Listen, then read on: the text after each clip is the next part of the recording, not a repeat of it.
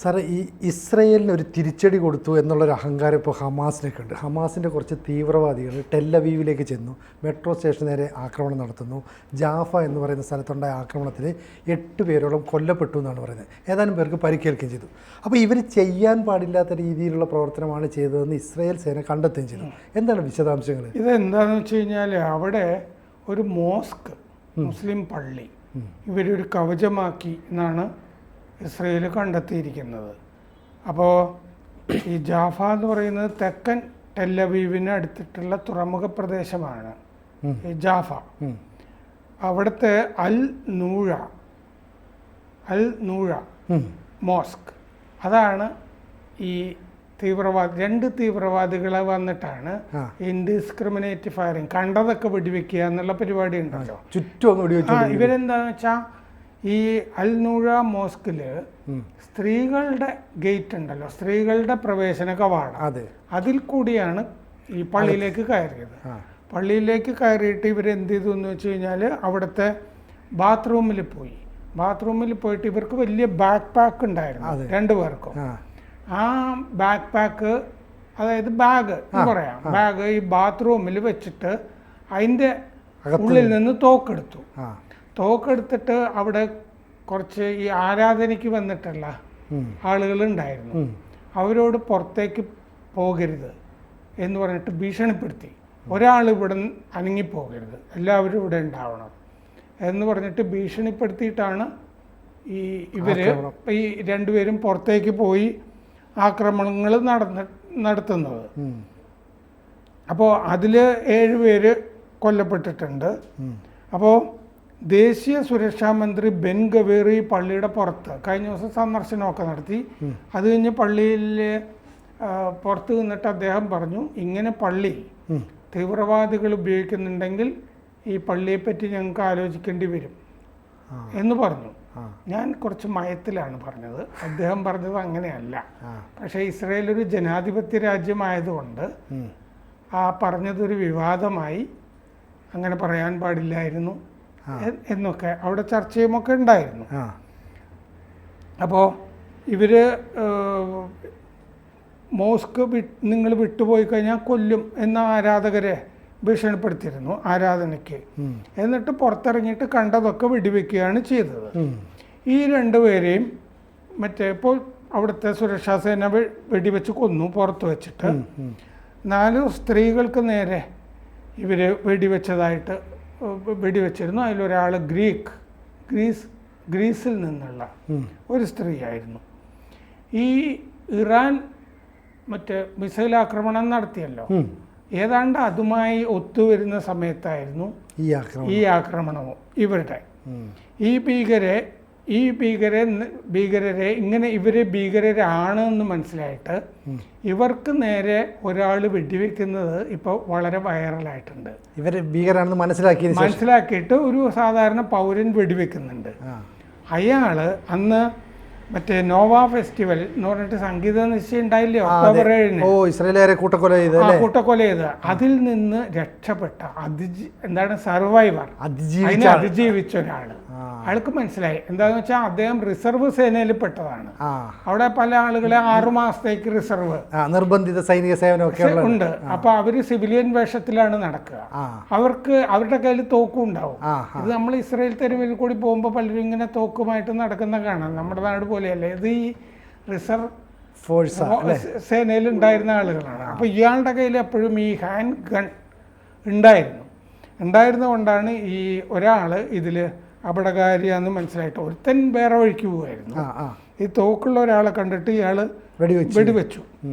അത് ലെവ് ക്രിറ്റ്മാൻ എന്ന് പറഞ്ഞ ആളാണ്. ഇപ്പൊ അയാൾ അവിടെ ഒരു താരമാണ്. ഈ വെടിവെച്ചു എന്ന് പറഞ്ഞിട്ട്. അപ്പോൾ ഗാസയിൽ ഇദ്ദേഹം ഈ ക്രിറ്റ്മാൻ ഗാസയിൽ 6 മാസം ഡ്യൂട്ടിയിലുണ്ടായിരുന്നു. അപ്പോൾ ഈ വക കാര്യങ്ങളെ ഇപ്പോൾ വെടിവെക്കുന്ന വീഡിയോ ഒക്കെ വൈറലാണ്. ഈ വന്ന ഈ ഭീകരർ 2 പേരും ഹെബ്രോണിൽ നിന്നുള്ളവരാണ്. വെസ്റ്റ് ബാങ്ക് ആ പ്രദേശത്ത് നിന്ന്. ഇപ്പോൾ ആ ഹെബ്രോൺ എന്ന് പറഞ്ഞ പ്രദേശം തന്നെ അടച്ചിരിക്കുകയാണ് ഇവരുമായി ബന്ധപ്പെട്ട ആളുകളൊക്കെ കണ്ടുപിടിക്കാനായിട്ട് ഇസ്രയേൽ. അപ്പോൾ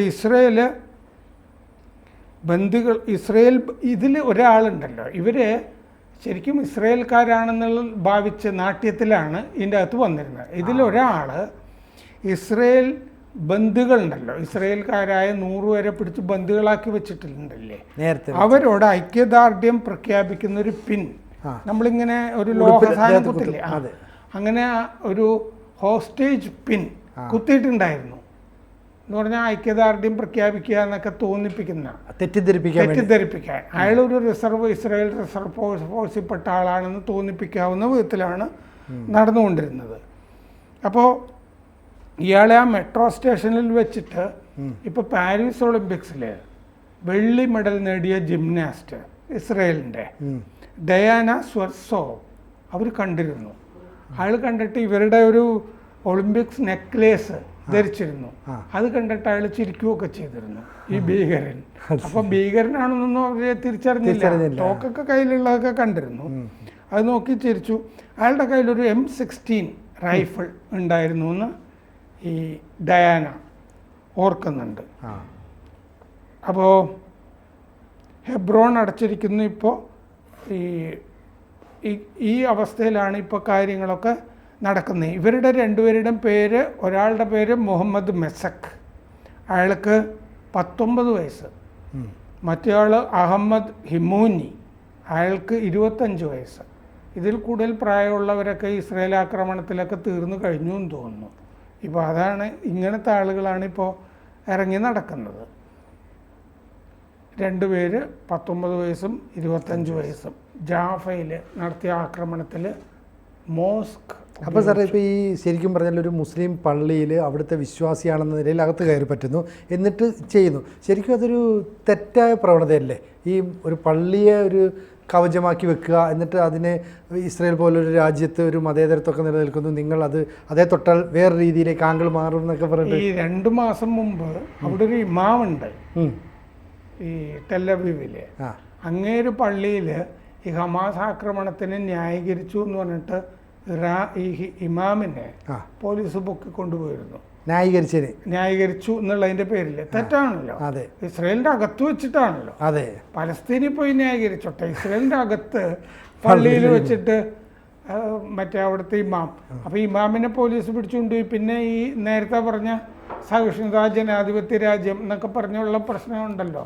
പിന്നെ ഇത് എന്തായി എന്ന് ഞാൻ നോക്കുന്നുണ്ടായിരുന്നു, നമുക്കിവിടെ ചർച്ച ചെയ്യാൻ വേണ്ടിയിട്ട്. അപ്പോഴേക്ക് ഇമാമിനെ വിട്ടതായിട്ട് ഞാൻ വായിച്ചു, പുറത്തു വിട്ടു. അധികം ഒരു 10-12 മണിക്കൂറൊക്കെ വെച്ച് ചോദ്യം ചെയ്തിട്ടൊക്കെ ഉണ്ടാവും. അവിടെ ഇമാമിന് വലിയ കഥയും കാര്യങ്ങളൊന്നുമില്ല. എങ്കിലും പള്ളിയിൽ വെച്ചിട്ട് ഈ ഒരു കയറി പിടിച്ചു അല്ലെങ്കിൽ ഒരു പ്രശ്നം ഉണ്ടാക്കി എന്ന് പറഞ്ഞാൽ അത് വേണമെങ്കിൽ ഒരു സംഘർഷത്തിന്റെ തലത്തിലേക്ക് എത്തിക്കാൻ വേണ്ടിയിട്ട് ലോകശ്രദ്ധ, അതുകൊണ്ടാണ് വിട്ടയച്ചത് ആ സമയത്ത്. അങ്ങനെയൊക്കെ ചെയ്യുമല്ലോ. അതുകൊണ്ടാണ് ഇപ്പൊ ഈ പള്ളിയുടെ കാര്യത്തിലും ഈ പള്ളി ഉപയോഗിച്ചു എന്നും പള്ളി അതിനെ അനുവദിച്ചു എന്നുള്ളതും ഒക്കെ തെറ്റാണ് എന്ന് ഈ ദേശീയ സുരക്ഷാ മന്ത്രി ബെൻ ഗബീർ പറഞ്ഞിട്ടുണ്ട്. കുറച്ചുകൂടി കടത്തി അദ്ദേഹം.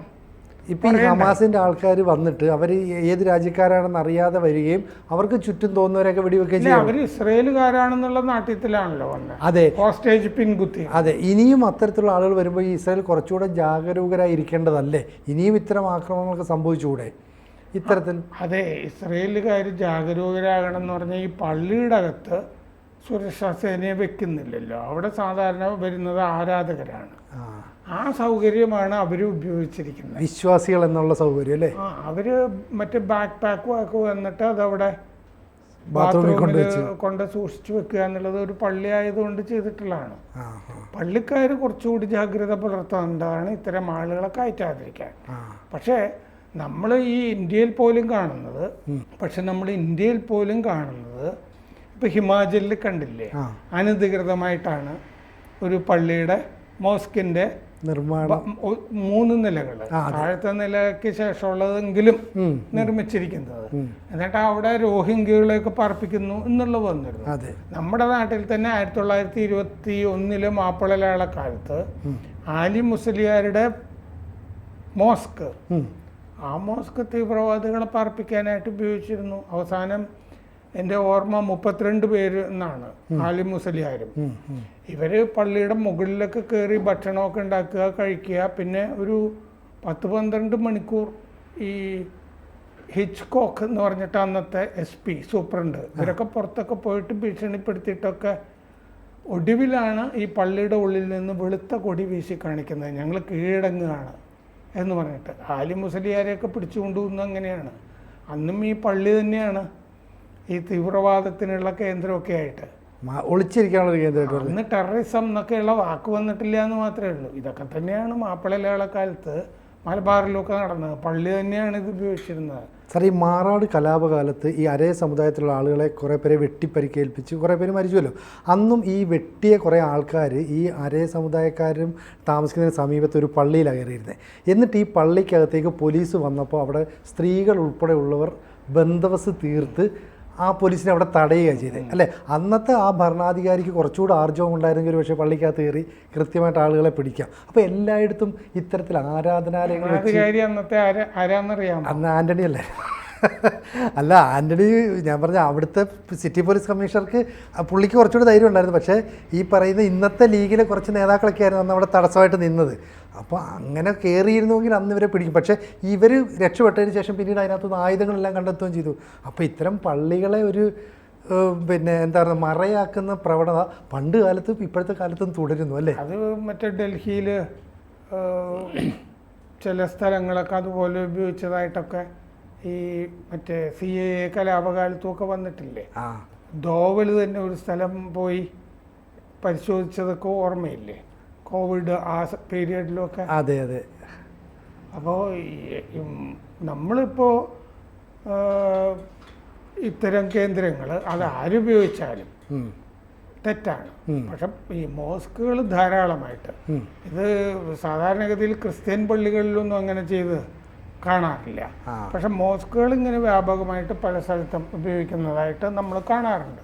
അപ്പം ഈ ഇസ്രയേലിൽ ഈ സംഭവം വന്നപ്പോഴും എനിക്ക് ധാരാളം ഓർമ്മകൾ അതുപോലെ ഉണ്ടായി. ഇങ്ങനെ ഒരു കവചമായിട്ട് ഇപ്പം മണിപ്പൂരിൽ സ്ത്രീകളെ കവചമായിട്ട് കഞ്ചാവ് കൃഷിക്കും ഒക്കെ കഞ്ചാവ് കൃഷി പിടിക്കാൻ വന്നാലും സ്ത്രീകൾ തുണി വെച്ചിട്ട് നിൽക്കുന്നു.